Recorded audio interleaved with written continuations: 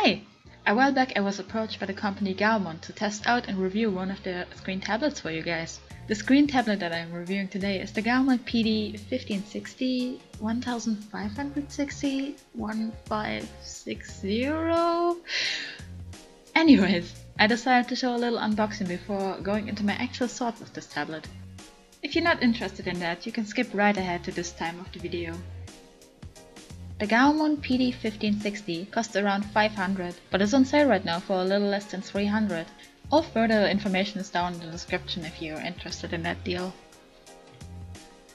The tablet comes with all standard accessories, like an HDMI to USB power cable, a charging cable for your pen, which yes, you do need to charge, so keep that in mind, a power cord for your tablet, a screwdriver for the tablet stand, which is really nice because I didn't have any.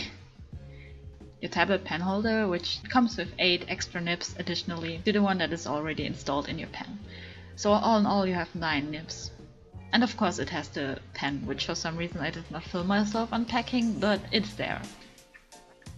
And here's everything that came in a little accessory box. And here's the actual tablet. Screen size is 15.6 inches big.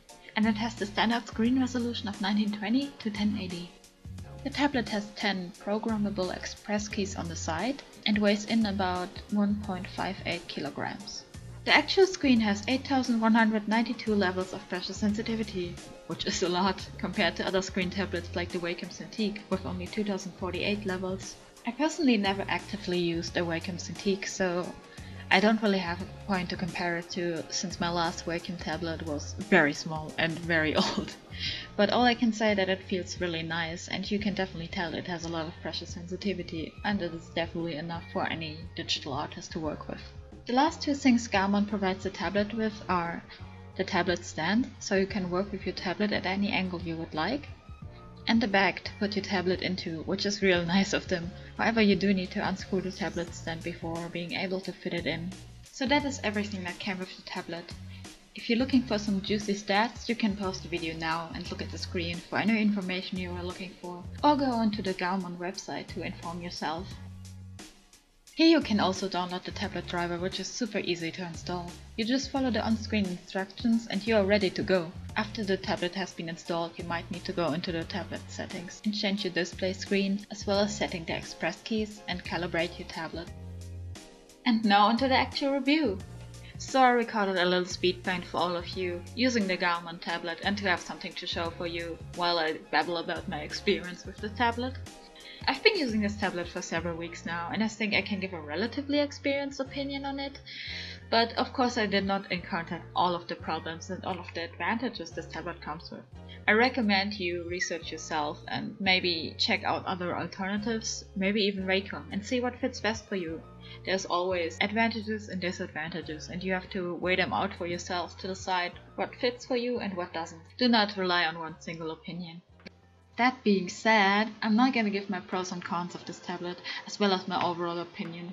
I personally have never actively used a screen tablet before, so the Gaomon PD1560 is my first screen tablet and my only point of comparison on my previous tablets, which did not have a screen and were also much smaller, so keep that in mind when I talk about it.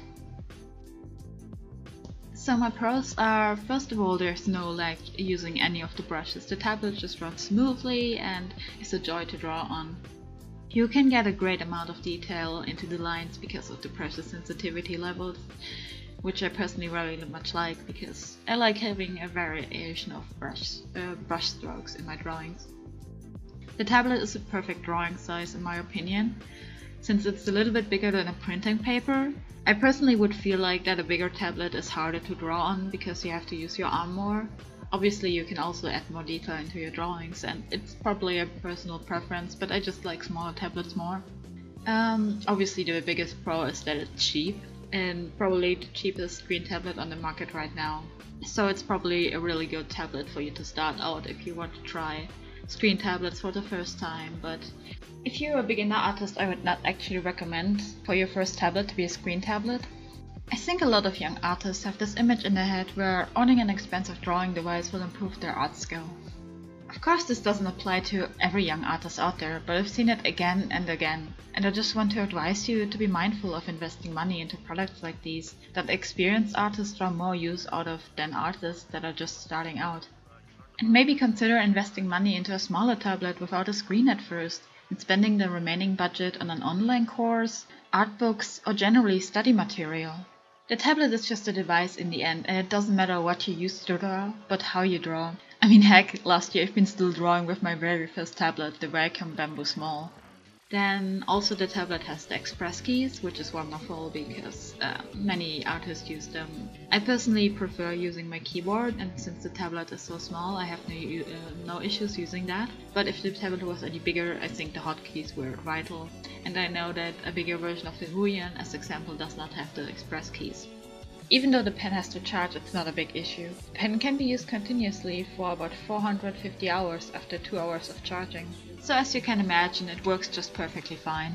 Generally speaking, Gaomon recommends for you to charge the pen once every month. So if you just make sure to do that, it will work fine. If your pen ever does have low battery, there's a tiny indicator in the form of a light on the pen itself that will light up yellow if there is any need for charge. And you just plug it in and it's done for. So now onto my cons of this product. As I previously mentioned, of course you do need to charge the pen once in a while, but like I said, it's really hardly an issue. What I also struggled with was the colors on the tablet. I played around with some of the settings and I finally found a solution that is alright with me, but they're not quite where I personally want them to be, and I assume for most people this won't even be a big problem, since most screens struggle with colors. So my last point is something that is not really a negative that I know, but it's more something that I am hesitant about with products like these that try to imitate Wacom and are offered for a much cheaper price, and that is the durability. Obviously, we do not know how long these products will last, but with Wacom we definitely know that our products last for years. Like my first tablet ever, which I got with 13 years, was a Wacom tablet, and it's still working after 10 years, and I never had any issues with it ever, to be honest. And even though I did not treat it super well over the years, and it's been going through a lot of moves and taking it with me to places and taking it in my bag and whatever, and it's still working fine. With Wacom there's also great customer service, which, like, I don't know how well other companies handle their customer service since they're mostly based around different places. With Wacom there's the advantage that they have different stations all around the world, and since the name is so big they can afford to have a great customer service and charge a lot for their tablets. I don't want to say that this tablet is doomed to die early on, but since they're so new in the market we don't really know how durable they are really.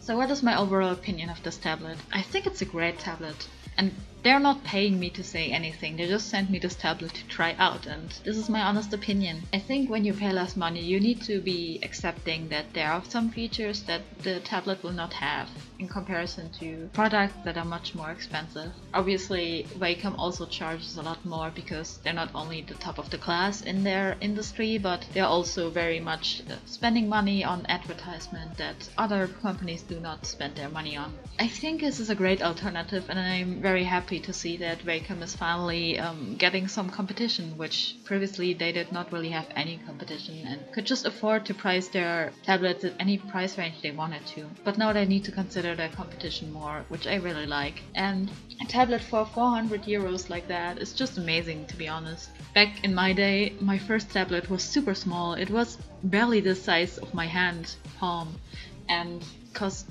100 euro, and now it's just like 4 times the price, and I get a screen tablet that is like 4 times the size. That's just amazing to my mind. Technology is evolving so fast, and I'm really happy to see other companies take advantage of that as well, especially as the digital art community seems to grow by every year. There are some advantages and disadvantages, and like I said before, do your own research and think, does this fit my style, does it not fit my work? You need to decide for yourself, but I think it's definitely worth giving a shot if you're looking for a screen tablet but you're not willing to invest a lot more money into it for a Wacom tablet, even if you're not sure you're gonna like it as much as you think you're gonna do. So just try it out and see what's gonna happen. Thank you so much for listening and hearing me babble. I don't know if you're even here still, but goodbye!